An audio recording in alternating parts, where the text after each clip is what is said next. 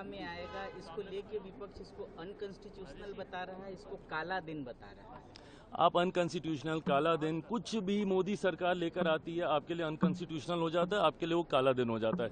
इसी तरीके से एक काला दिन सीए के वक्त आया था, इसी तरीके से एक काला दिन धारा 370 के वक्त आया था, इसी तरीके से पूरा लोकसभा का चुनाव काले दिन के तौर पे था। क्यों? क्योंकि उसमें आरक्षण हम लोग छीन रहे थे, उसमें संविधान की हम लोग हत्या कर रहे थे।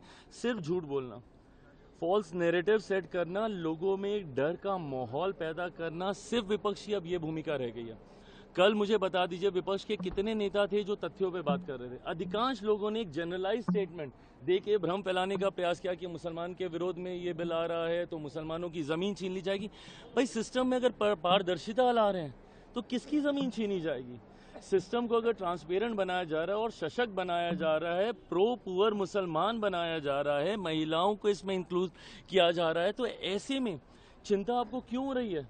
पर चिंता उन लोगों की स्वाभाविक है जो इसके ठेकेदार बने हुए हैं, जिन्होंने इसको भ्रष्टाचार का अड्डा बना के रखा हुआ है। उनको चिंतित होना स्वाभाविक है। जब उनके हाथ से चीजें जाकर गरीब मुसलमानों में बटेंगी तो स्वाभाविक है कि ये लोग चिंतित होंगे, और इसीलिए इन लोगों ने एक डर का माहौल बनाया।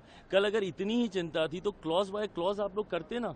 सारे कांग्रेस के सांसद, अगर इतनी ही चिंता थी तो एलओपी खुद बोलते, सारी बातों को इसके ऊपर रखते। जबकि बिल इंट्रोड्यूस हो रहा था तो एलओपी खुद गायब थे। उसके बाद मणिपुर मणिपुर मणिपुर मणिपुर करते ये लोग थक नहीं रहे। जब रात में देर रात जब मणिपुर को लेकर चर्चा हुई उस वक्त एलओपी गायब थे। तो ये तो कांग्रेस की गंभीरता को दर्शाता है कि इन लोगों ने इस विषय को कितने गंभीरता से लिया। सिर्फ झूठ बोलना, भ्रम फैलाना, हाल फिलहाल के वर्षों में आप उठा के देख लीजिए, हर विषय पे विपक्ष ने इसके अलावा कुछ नहीं किया। कोई तथ्यों के साथ आज तक इन्होंने बात नहीं की है।